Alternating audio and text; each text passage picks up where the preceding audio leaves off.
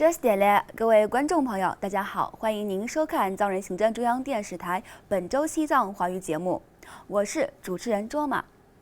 本期的主要新闻有：达赖喇嘛尊者与印度诺奖得主凯勒西沙提亚提讨论慈悲理念；达赖喇嘛尊者、司政与议长分别致函祝贺印度总理莫迪获胜；司政罗萨桑格对美国和加拿大展开访问。司政罗萨桑格在圣菲达印第安学校发表演讲。美国驻中国大使访问西藏。专题文章：17条协议，中共承诺了什么？又实施了什么？及未来前景。人权观察呼吁中共当局立即释放被任意拘捕的藏人。中共果洛州教育局发布指令，要求中小学停止藏文授课。下面请看详细内容。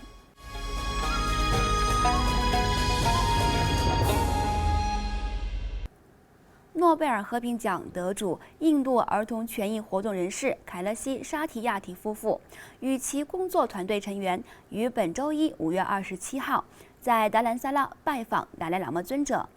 并就当今世界所面临的各种问题，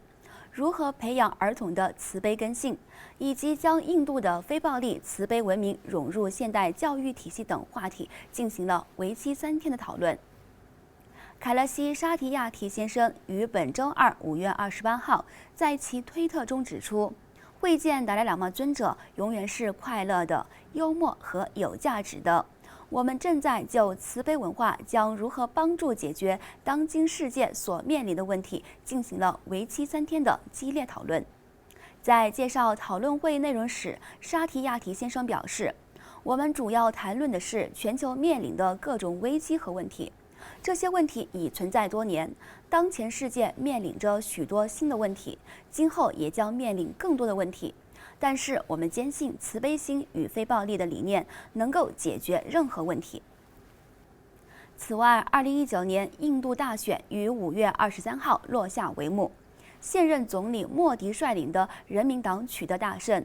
其全国民主联盟赢得超过340个席位。其中，人民党独揽超过290个席位，莫迪阵营取得了决定性的胜利。西藏精神领袖达赖喇嘛尊者、藏人行政中央司政洛萨桑格、西藏人民议会议长白马琼乃随即致函祝贺总理纳伦德拉莫迪和全国民主联盟在全国大选中取得了胜利。达赖喇嘛尊者以钦佩和自豪的字句强调，印度作为世界上最大的民主国家，正在成为国际社会的领袖。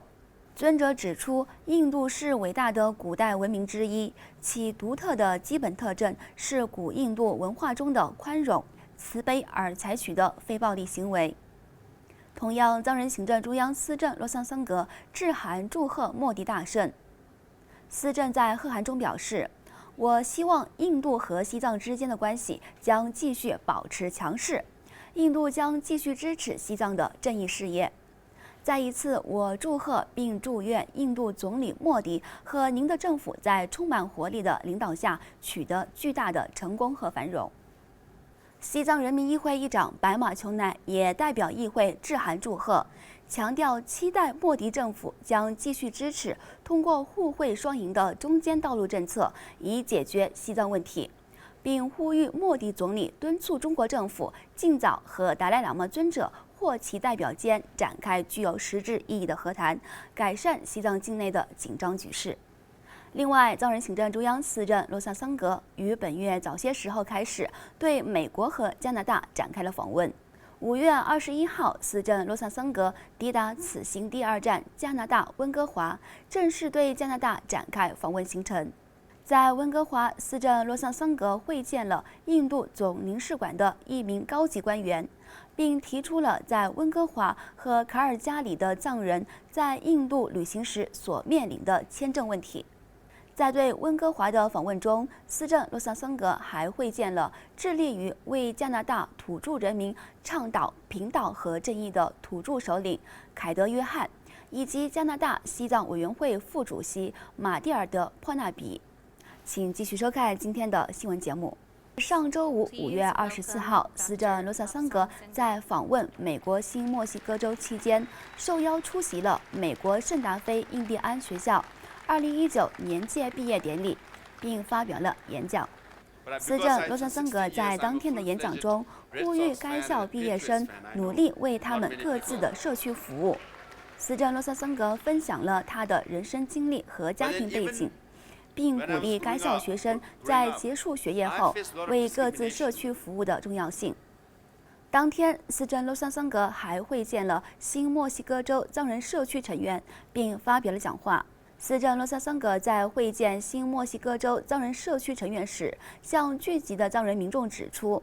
我希望下一任的司政能成为一名能干的外交官，能在国际舞台上代表西藏，叙述在中共的压制下藏人所面临的困境，并期望通过国际社会的支持解决西藏问题。”司政罗萨桑格在圣菲达印第安学校发表演讲后，圣达菲市市长阿兰·韦伯宣布2019 5月24号为圣达菲印第安学校和西藏人民之间的友谊日。市长阿兰·韦伯进一步介绍了圣达菲印第安人学校与藏人之间长达27年之久的友谊和文化交流，并表示希望这种关系能够长久维持下去，并且培养对彼此更深刻的理解，包括彼此对民族自觉、保存语言和文化的支持。另外，美国驻华大使特里布兰斯塔德先生于5月19号至25号访问了西藏。布兰斯塔德大使在结束对西藏的访问后，发表声明，呼吁中国政府重启藏中和谈，给予藏人宗教自由和解除外国人进入西藏的限制。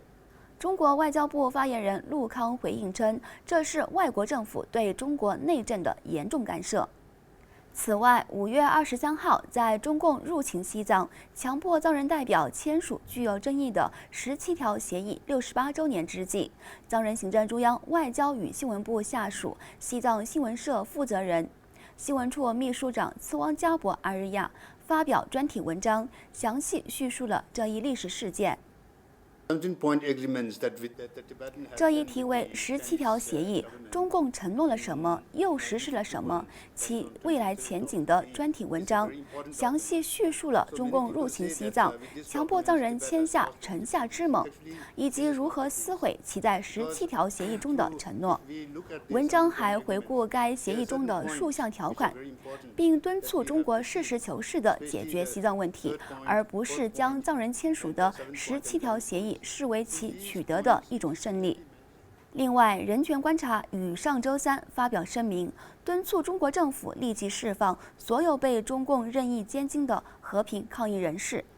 5月22号，总部设在美国纽约的人权观察发表声明，敦促中国政府立即释放所有被中共任意监禁的和平抗议人士。该组织在网络上发表的声明中有列出80名被中共当局任意监禁的藏人。人权观察在报告中所列出的藏人，大部分是在2008年西藏3区发生大规模和平抗议活动中被拘捕的藏人，以及10多名涉嫌自焚抗议而被判刑的藏人。中共当局指控这些藏人包括危害国家安全、分裂国家和泄露国家机密等疑点重重或捏造的罪名。此外，还包括人权维护者、环保人士、宗教领袖和僧尼等。这些藏人均被判处13年有期徒刑或终身监禁和死刑等。人权观察在报告中指出，由于严重的身体虐待和在拘留期间拒绝提供医疗护理，许多政治犯的健康状况令人关切。从今年4月中旬到本月初，藏人政治犯义西嘉措、白马汪清和列西土丹在被监禁时都遭受酷刑，即使在被释放后，也导致健康状况恶化，最终相续不治离世。请继续来看今天的最后一则新闻。中共果洛藏族自治州教育局于近日发布指令，要求果洛州的所有中小学停止使用藏语授课，仅在藏语课程上才可以用藏语授学，而其他课程的教学均采用中文进行。该指令将于今年秋季实施。这意味着，当暑假结束后，各学校重新开学时，国陆州的1至9年级的藏人儿童将只能在藏语课程时学习和使用自己的母语。去年冬天，中共当局禁止玉树藏族自治州囊谦县的寺院在学校放假期间为藏人学生举办非正式的藏语课程。而西藏母语倡导者扎西文色遭任意逮捕和不公正审判，进一步表明了中共公然无视藏语的蛮横举措。据可靠消息来源，西藏知识分子和学生对这一命令表达了反对意见，甚至有些人还在社交媒体表达了他们对藏语文逐渐在藏区学校中消失的担忧。观众朋友，藏人行政中央电视台本周西藏华语节目就到此结束了，感谢您的收看，我们下期同一时间再会。